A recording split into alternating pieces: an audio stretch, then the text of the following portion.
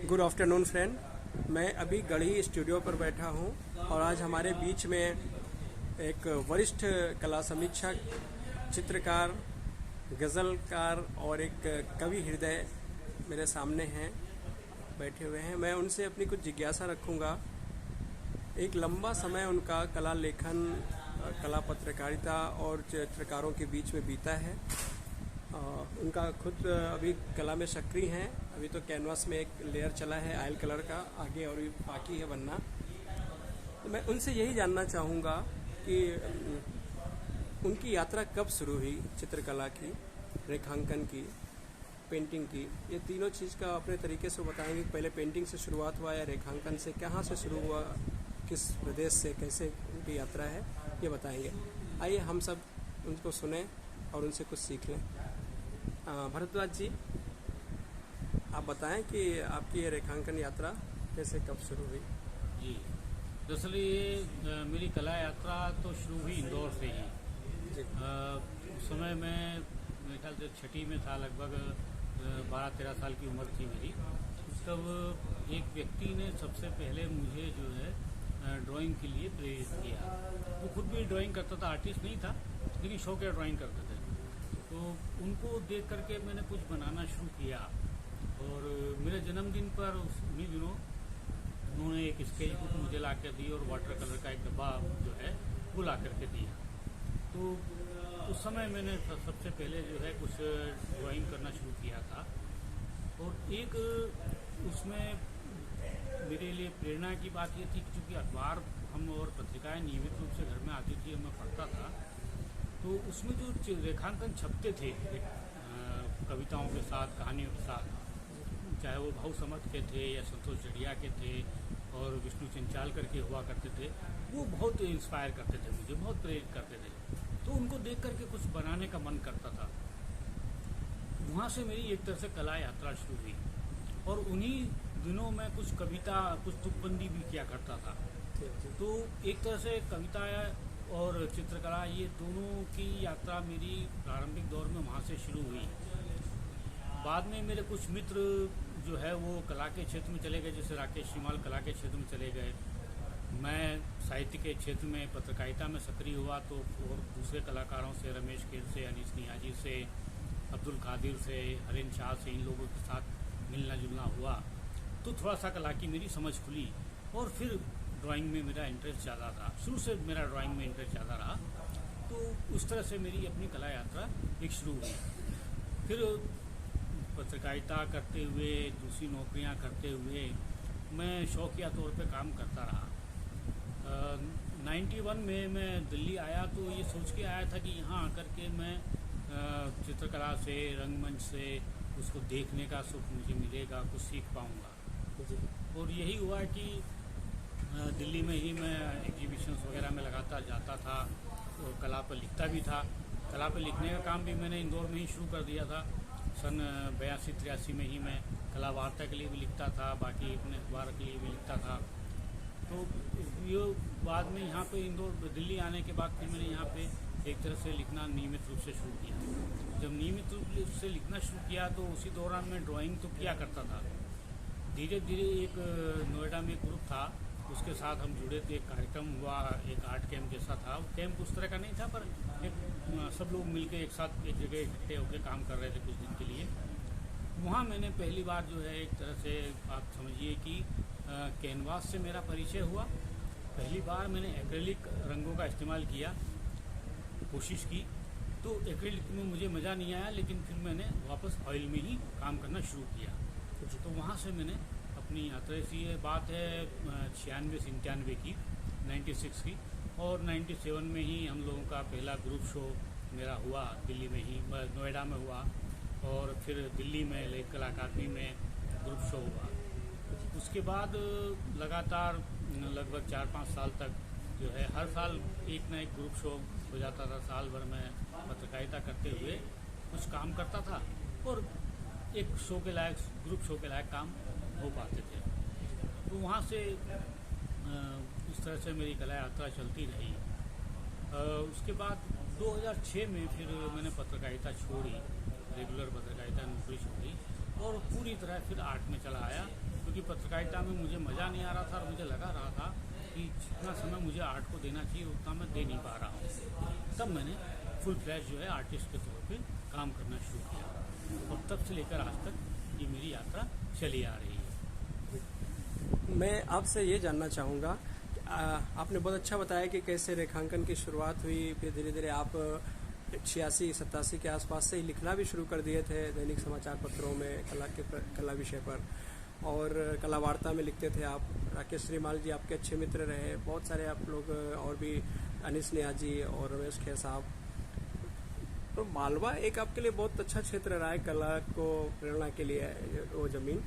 मैं ये जानना चाहूँगा आपसे कि आज जो बहुत सारी आपने कला वीथिकाएँ घूमे, आर्ट गैलरीज, और बहुत सारे वरिष्ठ कलाकार समकालीन और हमारे पहले के बड़े अच्छे चित्रकार, आधुनिक चित्रकार, तो ऐसी कोई संदर्भ याद हो आपको जो, जैसे अभी गजवानी साहब हैं, गोपी गजवानी, और जयराम पटेल साहब रहे, और क्या नाम बता रहे थे अभी, एक मनु पारिक साहब हैं। ऐसे कई चित्रकारों से आपका सब, जय झरोटिया जी के आप तो बहुत निकट रहे, ऐसे कई लोगों के साथ आपका निजी संबंध, निजी रिलेशन से बहुत बढ़िया रहा है। तो मैं ये जानना चाहूँगा कि आपको कहीं लगता है कि लेखन बहुत ज़रूरी है चित्रकला के लिए? कला वीथिका में जब पेंटिंग से प्रदर्शित होती है तो दर्शक और चित्र कलाकृति के बीच में क्या भूमिका हो सकती है? लिखना जरूरी है या लेखन की क्या भूमिका है? आप थोड़ा सा इस पर प्रकाश डालें।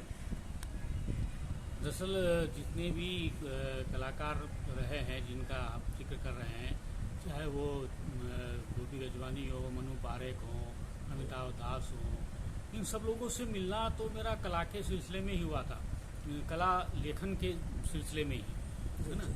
क्योंकि उस समय अखबार के लिए लिखना होता था। मंजीत बाबा से भी उसी समय मुलाकात हुई, धीरेन्द्र चौधरी से उस समय मुलाकात हुई। उससे इसलिए हुई कि चूँकि अखबार में मैं फ्रीलांसर से लिखवाता था, लेकिन फ्रीलांसर्स लोग जो है वरिष्ठ कलाकारों के साथ न्याय नहीं कर पाते थे, तो इसलिए फिर मैंने एक तरह से दोबारा से लिखना शुरू किया था राष्ट्रीय सहारा में। तब मैं इन्हीं कलाकारों से मेरी मुलाकात होती थी। इनमें से कुछ कलाकार ऐसे थे जिनसे ज़्यादा मुलाकात हुई, जैसे मनु पारेख से लगातार ज़्यादा मुलाकात होती रही, गोपी गजवानी से कई बार मुलाकात हुई, संजय भट्टाचार्य से, नीरज गोस्वामी से, और जय झरोटिया जी से तो इतनी ज़्यादा मुलाकात रही कि वो एक तरह से मित्र हो गए थे, हालांकि मुझसे बड़े थे, तो उन लोगों से ज़्यादा मुलाकात रही। और ये मुलाकात सिर्फ इसलिए हुई क्योंकि मैं लिखता था, और कहीं ना कहीं उन कलाकारों को भी लगता था कि लिखा जाना बहुत ज़रूरी है। और आज भी मैं समझता हूँ क्या होता है कि एक कलाकार के रूप में हम काम करते हैं, हम क्या कर रहे हैं ये बात हम जानते हैं, ये बात आम दर्शक नहीं जानता है। आम दर्शक जानना चाहता भी है तो उसे पता नहीं चल पाता है। वो कैसे पता चलेगा? उसे पता चल सकता है जब उसके बारे में कुछ लिखा हुआ हो, क्योंकि मूलतः देखा जाए तो पेंटिंग में किसी तरह के लेखन की उस तरह से तो जरूरत नहीं कि उसको कोई डिस्क्राइब किया जाए, उसका विवरण दिया जाए, लेकिन फिर भी एक जो सामान्य व्यक्ति होता है उसको समझाने के लिए कला लेखन की बहुत ज़रूरत है। ये एक समय था जब सारे अखबारों में कला समीक्षा के कॉलम हुआ करते थे। आज हिंदी या अंग्रेजी सब में कला समीक्षा के लेख चूँकि कॉलम सब बंद हो चुके हैं, तब बड़ी एक समस्या है। तो आज भी मुझे लगता है कि कला लेखन बहुत ज़रूरी है, क्योंकि कलाकार क्या सोचता है, किन स्थितियों में जिया है वो, उसकी कला कहाँ से प्रभावित हुई है, और उसका समाज पर क्या असर हो सकता है, किस तरह से उसका इम्पैक्ट पड़ा है, ये सब जानने के लिए कला लेखन बहुत ज़रूरी चीज़ है। जी बहुत बहुत धन्यवाद। आपने बहुत अच्छी बात कही कला लेखन के लिए, क्योंकि अक्सर होता है दर्शक के पास बहुत सारी चीज़ें नहीं समझ पाता वो, और चित्रकार भी बहुत सारी चीज़ें नहीं बता सकता। वो अपनी पेंटिंग्स में कितना कुछ देता है, कितना परसेंटेज वो अपनी बात को संप्रेषणीय बना पाता है, ये उसके रियाज, उसके लगातार काम करना, उसके चिंतन पे डिपेंड करता है। तो आपने बहुत अच्छा ये एक बात रखा है कि लेखन आज के समय में बहुत ज़रूरी हो गया है, क्योंकि अब लोग बहुत तेज़ी से आगे बढ़ रहे हैं, हर चीज़ पे फोकस कर रहे हैं, लेकिन इधर इस चीज़ पे पत्र पत्रिकाओं का या कला लेखन पे थोड़ा उपेक्षित, कला समीक्षा कहीं ना कहीं पीछे हो रही है। तो इसमें वापस इसको बहुत ज़रूरी है। अगर हम मानो मतलब जनजीवन के पास बहुत जाना चाहते हैं तो एक आवश्यक अंग है। कलाकृतियाँ समझना चाहते हैं तो उसके लिए मैं आपका बहुत बहुत धन्यवाद करता हूँ। मैं अनौपचारिक बातचीत किया हूँ, इसमें कोई हमारे पास पहले से प्रयोजन नहीं था। आज आप आए, आपके स्टूडियो में आया यहाँ पर गढ़ी में, और आपसे मुलाकात हुआ, आपका आशीर्वाद मिला, आपसे भेंट स्वरूप मेरे 2 कलाकृतियाँ मिली। ये मेरे सौभाग्य का हिस्सा है और ये आगे जाके कहीं ना कहीं सकारात्मक रूप लेगा। मुझे मेरे विचारों में, मेरे कलाकृतियों में कहीं ना कहीं ये चीज़ें सपोर्ट करेंगी, उत्साह बढ़ाएंगी। आपका आशीर्वाद नियमित मिलता रहे और मैं भी आशा करता हूँ कि आप भी जो है रेगुलर बने रहें और आपकी रचनात्मकता बनी रहे। आशीर्वाद हमेशा आपके साथ रहेगा। जी जी। आप कला रचने में और कला पर लिखने में दोनों में लगातार सक्रिय रहें और आप अपनी समझ से जो बेहतर हो सकता है, जो आपकी क्षमता है उसमें जितना आप बेहतर कर सकते हैं वो आप करते रहें, यही मेरी कामना है। जी, बहुत बहुत धन्यवाद आपको। आपकी कुछ कलाकृतियाँ आप लोग एक बार मैं करना चाहूँगा, जो कि यहाँ पे उपलब्ध हैं।